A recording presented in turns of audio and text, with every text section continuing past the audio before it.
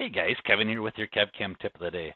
Sorry it's been such a long time since we did a tip of the day. We've just been busy with IMTS and then took some time off. So tip of the day is back up and running, and we'll start off with the tip of the day for today.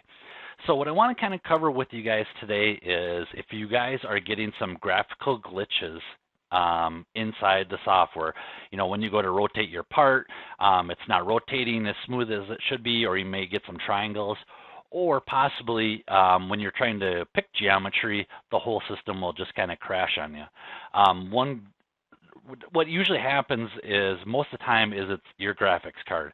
And a good way to check your graphics card to see if it's the culprit or not is to actually turn it off. So if you guys have a part open right here, come over here and close everything down. And now that we have everything closed down here, go into your SolidWorks settings itself and go over to Performance. And down here at the bottom is this little checkbox where it says Use Software OpenGL. And go ahead and click OK. Now what that's going to do is it's going to use, it's not going to pull from your graphics card, it's going to actually use your Intel card for SolidWorks.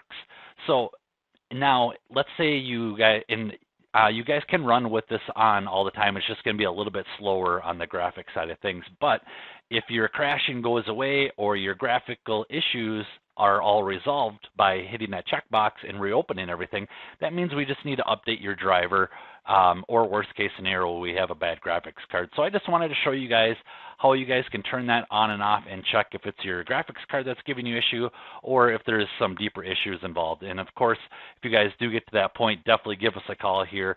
We're here to help in any way possible. But if you guys want to check that on your own, this is a short little video just kind of showing you how to turn off your graphics card and use the internal card. Thanks, guys. We'll talk to you tomorrow with your KevCAM tip of the day.